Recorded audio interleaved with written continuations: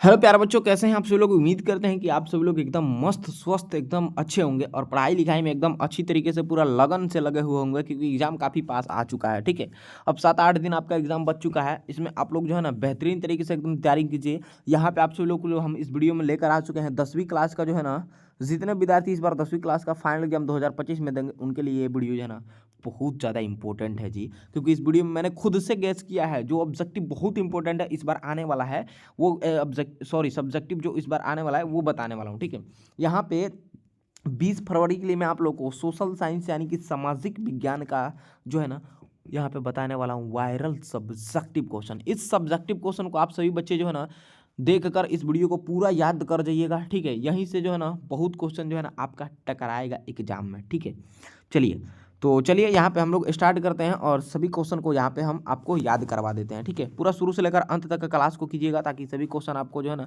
याद हो जाए। ये रहा आपका क्वेश्चन, जर्मनी के एकीकरण में बिस्मार्क की क्या भूमिका थी। देखिए, जर्मनी के एकीकरण में बिस्मार्क की महत्वपूर्ण भूमिका थी जी। ठीक है, वह विख्यात राष्ट्रीयवादी और कूटनीतिज्ञ था। फ्रैंकफर्ट संसद में उसने भाग लिया था। वह रूस और फ्रांस में राजदूत भी रहा था। ठीक है जी, एक एक पॉइंट को समझते चलिएगा।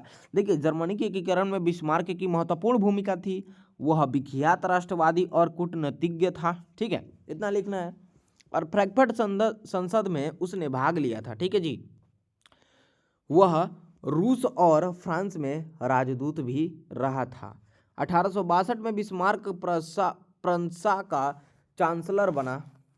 चांसलर के रूप में सर्वप्रथम उसने प्रशा की आर्थिक और सैनिक शक्ति सुदृढ़ की। ठीक है जी, वह रक्त और लौह की नीति में विश्वास करता था। अतः उसने डेनमार्क 1864, ऑस्ट्रिया 1866, सेडवा का युद्ध तथा फ्रांस 1870 सेडान का युद्ध को पराजित कर जर्मनी का एकीकरण किया। बिल्कुल, देखिए जी, जर्मनी के एकीकरण में बिस्मार्क की जो है ना महत्वपूर्ण भूमिका थी जी। ठीक है, तो इस क्वेश्चन को जो है ना ये आपका एग्जाम में कई बार ये क्वेश्चन पूछ दिया है, 2 नंबर में हर बार पूछा जाता है। ठीक है, समझिए कई बार पूछा है, रिपीटेड क्वेश्चन है ये, एकदम जो है ना आएगा तो क्वेश्चन देख लीजिएगा। ठीक है, बहुत चांसेज है इस क्वेश्चन को आने के लिए। ठीक है, तो ये क्वेश्चन को एकदम रट जाइए। ठीक है, जितना क्वेश्चन बताऊंगा सब वही सब क्वेश्चन है जी जो एकदम आपका एग्जाम में पूछने वाला है, टकराने वाला है। ठीक है, चलिए दूसरा नंबर ये रहा क्वेश्चन आपका कि साम्यवाद एक नई आर्थिक और सामाजिक व्यवस्था कैसी थी।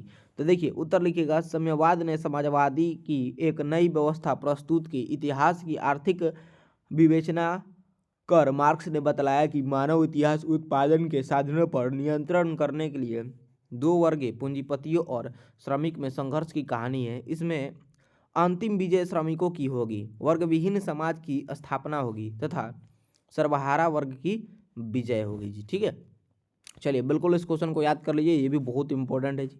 ठीक है, अगला 3 नंबर ये रहा क्वेश्चन, सब ये 2 नंबर ये क्वेश्चन है, हर बार एग्जाम में छपता है एकदम। ठीक है, रूसी क्रांति के किन्हीं 2 कारणों को जो है ना वर्णन कर देना है। ठीक है, चलिए रूसी क्रांति के 2 महत्वपूर्ण कारण थे, सामाजिक और आर्थिक। रूसी समाज के बहुसंख्यक किसान वर्ग की स्थिति अत्यंत दयनीय थी। मजदूर तथा श्रमिक भी शोषण के शिकार थे, अतः किसान मजदूर जारशाही के विरोध बन गए। रूस की विभिन्न आर्थिक स्थिति भी दुर्लभ थी। कृषि तथा उद्योग का समुचित विकास नहीं होने तथा विभिन्न युद्धों से रूस की आर्थिक स्थिति दयनीय हो गई। बेरोजगारी और गरीबी बढ़ गई। इससे क्रांतिकारी भावना को बल मिला जी। ठीक है, बिल्कुल याद रखिएगा। ठीक है, जब भी रूस क्रांति के 2 कारण का वर्णन का है एकदम याद रखिएगा, तभी ना आप लिख पाइएगा जी। ठीक है, बिल्कुल एकदम याद कर लीजिए इस क्वेश्चन को। और इस सभी का पीडीएफ आप लेना चाहते हैं ना, इसका पीडीएफ आपको चाहिए तो अभी आप हमारे व्हाट्सएप ग्रुप से जुड़ जाइए। जितने भी लोग वीडियो देख रहे हैं जी, हमारे व्हाट्सएप ग्रुप से जरूर जुड़िएगा, इसका पीडीएफ आपको मिल जाएगा आसानी से। ठीक है, वीडियो का डिस्क्रिप्शन में आप चले जाइए, वहाँ पे हमारा व्हाट्सएप ग्रुप का आप सभी लोग को जो है ना लिंक मिलेगा, लिंक पे क्लिक कर दीजिएगा, आप लोग व्हाट्सएप ग्रुप में आराम से जुड़ जाइएगा जी। ठीक है, चलिए अगला क्वेश्चन है, रूस की क्रांति ने पूरे विश्व को कैसे प्रभावित किया। प्यारा बच्चों उत्तर लिखिएगा कि रूस की क्रांति के विश्वव्यापी प्रभाव पड़े। पहला कि सर्वहारा वर्ग के सम्मान में वृद्धि हुई।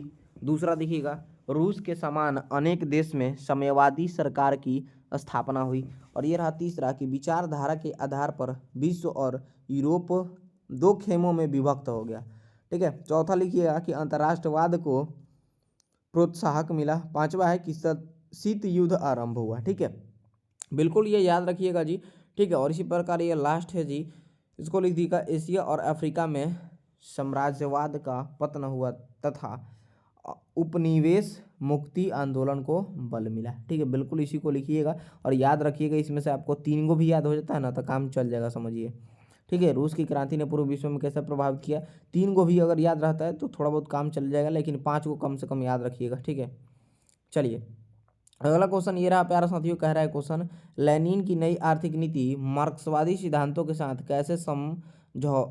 कैसे समझौता थी। तो देखिएगा, साम्यवादी व्यवस्था में व्यक्तिगत संपत्ति की अवधारणा नहीं थी, परंतु लेनिन ने तत्कालीन परिस्थितियों को ध्यान में रखते हुए किसानों को जमीन का स्वामित्व दिया। ठीक है, व्यक्तिगत स्वामित्व में उद्योग चलाने का भी अधिकार नई आर्थिक नीति में दिया गया। स्पष्ट नई नीति मार्क्सवादी सिद्धांतों के साथ समझौता थी, परंतु इससे सोवियत संघ की अर्थव्यवस्था में सुधार हुआ। ठीक है जी, चलिए लो, ये भी बहुत इंपॉर्टेंट है क्वेश्चन जी, एकदम रटते चलिए, सभी क्वेश्चन को याद कर चाहिए हैं जी। ठीक है, याद कीजिएगा तो बहुत ही फायदा रहेगा। ठीक है, चलिए अगला क्वेश्चन की तरफ बढ़ते हैं। ये रहा आपका 6वां नंबर क्वेश्चन, कह रहा है हुआ हाओ आंदोलन के विषय में आप क्या जानते हैं। तो प्यारा बच्चों लिखिएगा आंसर, यह आंदोलन उपनिवेशवाद विरोधी था। यह आंदोलन 1739 में वियतनाम में आरंभ हुआ। इसका प्रभाव सबसे अधिक मैकोंग डेल्टा में था। इस आंदोलन को आरंभ करने वाला हुइयिन फूसो था। वह लेनिन शक्तियों में विश्वास रखता था। ठीक है जी, वह लेनिन शक्तियों में विश्वास रखता था तथा समाज सुधारक था। यह आंदोलन राष्ट्रवाद की मुख्य धारा से जुड़कर उपनिवेशवाद विरोधी उन गया। इन फूसों के बढ़ते प्रभाव को रोकने के लिए सरकार ने कठोर कार्रवाई की। ठीक है, बहुत इंपॉर्टेंट, ही थोड़ा सा भारी टाइप का दिख रहा है, लेकिन इसको जो है ना, इस सभी शब्दों को एकदम याद कर दीजिएगा। ठीक है, बिल्कुल इंपॉर्टेंट है जी। ठीक है, हुआ आंदोलन के विषय में आप क्या जानते हैं, पूछता है ये क्वेश्चन। ठीक है जी, चलिए अगला क्वेश्चन ये रहा जी, सारा क्वेश्चन याद कीजिए जी। मैं आपको जितना भी क्वेश्चन बता रहा हूँ ना, सभी सब्जेक्ट का यहाँ पे आप लोग को वायरल इंपॉर्टेंट क्वेश्चन ही बताता हूँ। ठीक है, तो आप सभी बच्चों से रिक्वेस्ट है, आप लोग चैनल को जरूर सब्सक्राइब कर लीजिएगा बच्चों। ठीक है, यहाँ पे आप सभी लोग को रोज 8 बजे रात में लाइव क्लास भी चलाया जाता है। सभी सब्जेक्ट का आप लोग को लाइव यहाँ पे तैयारी कराया जाता है। ठीक है, तो आप लोग लाइव क्लास में भी जुड़ सकते हैं 8 बजे रात में। ठीक है, सब लोग चैनल को सब्सक्राइब कर लीजिएगा, इस वीडियो को अपने दोस्तों के पास शेयर कर दीजिएगा, ताकि उनका भी हेल्प हो जाएगा, वो भी इन क्वेश्चनों को देखकर याद कर लेंगे। ठीक है, चलिए 7वां है, एक तरफा अनुबंध व्यवस्था से आप क्या समझते हैं। उत्तर लिखिएगा, उत्पादकता बढ़ाने के लिए फ्रांसीसी सरकार वियतनामी मजदूरों से विगानो फार्मों एवं खदानों में एक तरफा अनुबंध व्यवस्था के अंतर्गत काम करवाती थी। यह अनुबंध मालिकों और मजदूरों के बीच होता था। अनुबंध में सभी अधिकार मालिकानों के हायों में सुरक्षित थे। श्रमिकों को कोई अधिकार नहीं दिया गया। काम पूरा नहीं करने पर मालिक मजदूर को दंडित कर सकते थे एवं जेल भेज सकते थे। उनकी स्थिति गुलामों के समान थी जी। ठीक है, चलिए लो, अगला क्वेश्चन ये रहा जी, 8वां नंबर ये रहा क्वेश्चन। क्वेश्चन कह रहा है, अमेरिका हिंद चीन में कैसे दाखिल हुआ, चर्चा करना है।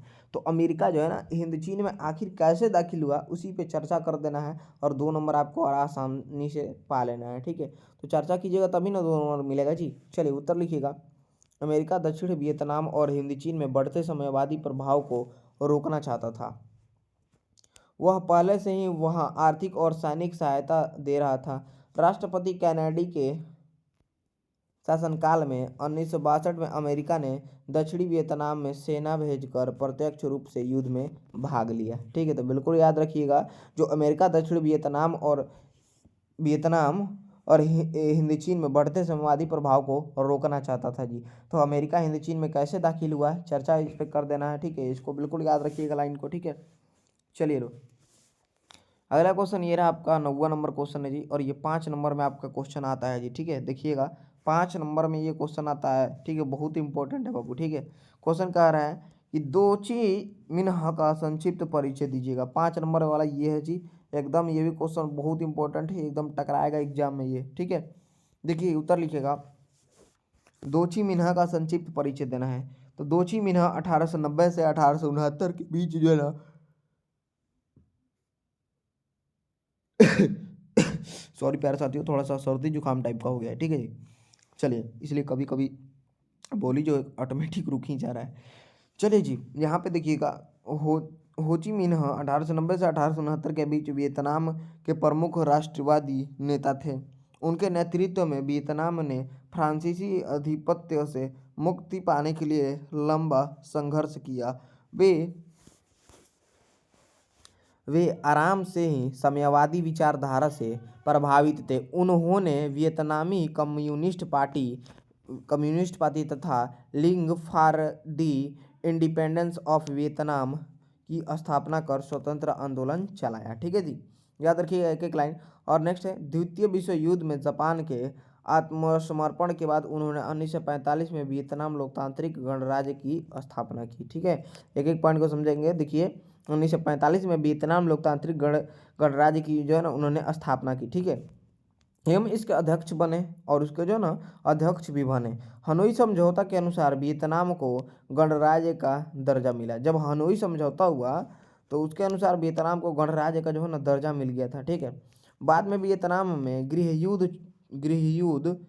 छिड़ने के बाद भी वे अपनी मृत्यु तक राष्ट्रीय आंदोलन में सक्रिय रहे जी। ठीक है, चलिए इस क्वेश्चन का जो है ना इस आंसर को बिल्कुल याद रखिएगा। होची चिन्ह का संक्षिप्त वर्णन या परिचय दीजिए या कीजिए। ये क्वेश्चन एकदम 5 नंबर में आता है एग्जाम में। ठीक है, चलिए अगला क्वेश्चन ये रहा आपके स्क्रीन पे 10वां नंबर। और क्वेश्चन कह रहा है जी, देखेंगे सभी छात्र, कह रहा है रॉलेट एक्ट क्या था, इसका विरोध क्यों किया गया। तो आंसर लिखिएगा, रॉलेट एक्ट का उद्देश्य भारत में क्रांतिकारी गतिविधियों को नियंत्रित करना था।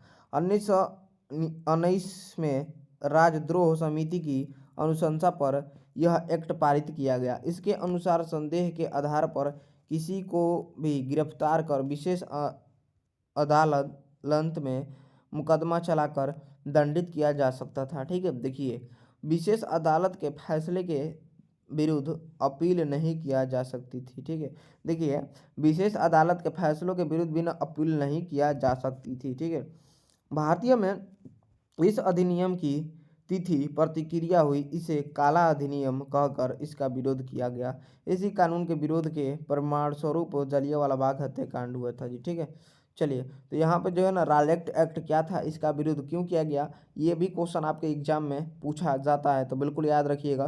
ठीक है, ये भी 5 नंबर में आता है आपका ये क्वेश्चन। ठीक है, चलिए तो यहाँ पे प्यारा बच्चों मैंने जो है ना 10 वो क्वेश्चन कराया हूँ, जो 10 गैस क्वेश्चन है आपके परीक्षा के लिए। सामाजिक विज्ञान का ये बहुत ज़्यादा जो है ना gas important viral subjective question है। इसको सभी को जो है ना एकदम याद कर जाना है। इसका पीडीएफ चाहिए आप सभी बच्चों को, तो आप हमारे व्हाट्सएप ग्रुप से जुड़ जाइए। आपको व्हाट्सएप ग्रुप में पीडीएफ भेज देंगे, तो वहाँ से प्राप्त कर लीजिएगा, पढ़ सकते हैं आराम से। ठीक है, चलिए वीडियो को डिस्क्रिप्शन में लिंक ज्वाइन कर लीजिएगा जरूर। इस वीडियो को शेयर कर दीजिएगा अपने दोस्तों में, वो भी देखकर याद कर लेगा इन प्रश्नों को। और आप लोग इसी तरह का सभी जो है ना सब्जेक्ट का वायरल ऑब्जेक्टिव से एक्टिव देखना चाहते हैं तो चैनल को जरूर सब्सक्राइब कर लीजिएगा, साथ ही घंटी दबा लीजिएगा। ठीक है, चलिए बहुत बहुत आपका धन्यवाद।